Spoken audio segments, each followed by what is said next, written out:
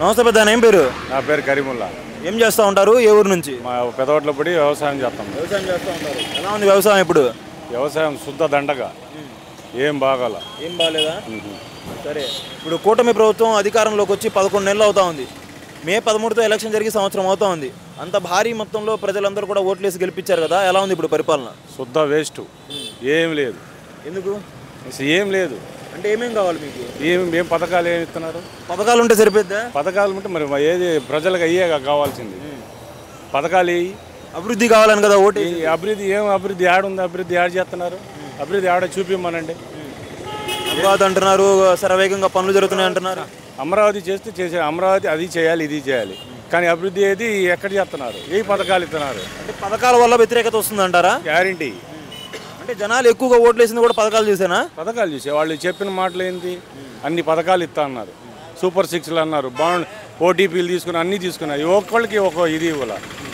ఏమి ఇస్తున్నారు వాళ్ళు? మెల్లగా ఇస్తామంటున్నారు, మెల్లగా ఇవ్వరంటారా? ఇవన్నీ ఉట్టి మాటలు, ఈ జరగని పనులు అయ్యి.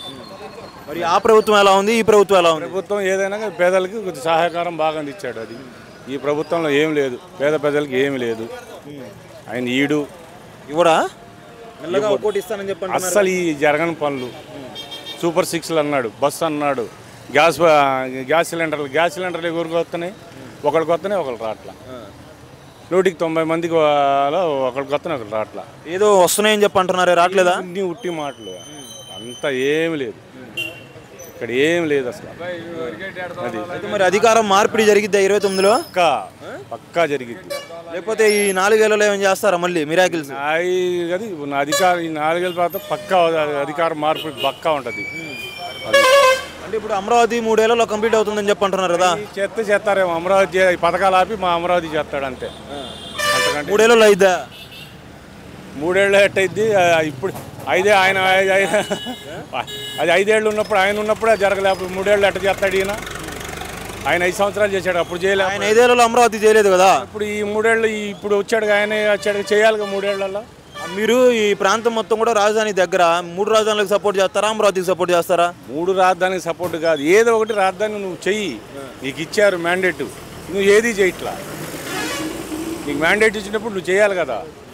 నువ్వు ఏ పథకం అది చేయట్లా, ఇది చేయట్లా. ఇంకోటండి, ఇప్పుడు అమరావతికి సంబంధించి గతంలో ఇచ్చినటువంటి భూములు ఉన్నాయి కదా, అవి సరిపోవు, ఇంకా ఎక్కువ భూములు కావాలని చెప్పి అంటున్నారు. వాళ్ళు తీసుకుంటారు, వాళ్ళు ఎన్ని ఎకరాలైనా తీసుకుంటారు, ఇంకా 1,00,000 ఎకరాలు ఇచ్చినా తీసుకుంటారు వాళ్ళు. రియల్ ఎస్టేట్ అంత పెద్ద రాజధాని అవసరం మనకి? ఏమో మరి, ఎక్కడ ప్రపంచంలో అంత పెద్ద రాజధాని 1,00,000 ఎకరాల రాజధాని ఎక్కడా లేదు, ఎక్కడా లేదు ఈ ప్రపంచంలో. మరి అంత పెద్ద రాజధాని కావాలంట ఆయనకి. ఇంకోటండి, ఇప్పుడు జగన్మోహన్ రెడ్డి గారిని లిక్కర్ కుంభకోణం కేసులో ఆయన ముద్దాయిగా ఉన్నారు, ఆయన అరెస్ట్ చేస్తామని చెప్పంటున్నారు. అరెస్ట్ చేస్తారంటారా? చేయనియండి, మంచిది, ఇంకా చెయ్యాలి ఆయనకి.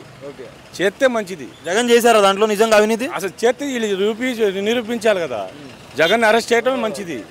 అరెస్ట్ చేస్తే ప్లస్ అయింది ఆయనకి. సూపర్, అరెస్ట్ చేయాలి, జగన్ అరెస్ట్ చేస్తేనే మంచిది, అప్పుడు తెలిసిద్ది. అదేంటండి బాబు, అరెస్ట్ చేయాలని చెప్పి కోరుకుంటున్నాను మీరు? చేస్తేనే మరి చేయండి, మరి వాళ్ళన్నీ రూపియాలిగా, వీళ్ళు ఏది నిరూపించాలిగా. 16 నెలలు జైల్లో ఉండొచ్చాడు, ఏం చేయలేపారు ఆయన్ని. 16 నెలలు జైల్లో ఏం చేయలేపారు. ఈ నిరూపియాలి కదా, వీళ్ళు లిక్కర్ స్కామ్ ఉందంటున్నారుగా, నిరూపియాలి కదా. ఏదైనా నిరూపిస్తే ఏది లేదు, వాడిని పిలుచుకొస్తున్నారు, ఈయన పిలుచుకొస్తున్నారు, ఆయన అంటున్నారు, వీళ్ళు అంటున్నారు, ఆయన మీద చేస్తున్నారు. వీళ్ళ దగ్గర ఏ ప్రూఫ్ లేదు. జగన్ని చేస్తామే మంచిది, మనకి ఇంక ప్లస్ అయింది ఆయనకి. ఇంకోటండి, ఇప్పుడు పథకాలు ఒక్కటే కాదు, ఇంకా వేరే ఈ గతంలో వాలంటీర్లు వీళ్ళందరూ కూడా ఉన్నారు కదా, వాలంటీర్లు నిజంగా అవసరమా ఇప్పుడు, లేకపోతే అవసరం లేదు? వాలంటీర్లే జగన్ మోసం చేసింది, వాలంటీర్లే. వాళ్ళకి పక్కా ప్రూఫ్లు ఇచ్చి వాళ్ళకి ఇచ్చేసి జగన్ని సగం దెబ్బ కొట్టింది వాలంటీర్లే. వాలంటీర్లు ఎలా దెబ్బతీశారంటారు? అంతే, వాళ్ళు ప్రతి విషయం వాళ్ళకి చెప్పారు, ప్రతి విషయం వాలంటీర్లు చేసింది. ఇది పక్కా ప్రూఫ్లతో ఇచ్చారు వాళ్ళకి. సరే, ఇప్పుడు పరిపాలన అనేది మొత్తం కూడా ప్రజలకు అందుతుందా? అంటే గతంలో ఏమైనా ప్రభుత్వ స్కీములకు అప్లై చేసుకోవాలన్నా, అలా చేసుకోవాలన్నా వాలంటీర్లు వచ్చేవారు, మరి ఇప్పుడు ఎలా ఉంది మరి పరిస్థితి? వెళ్ళి అక్కడికి దీంట్లోకి వెళ్తే ఎవడు ఉంటున్నాడు, సచివాలయంలోకి వెళ్తే ఎవడు ఉంటున్నా.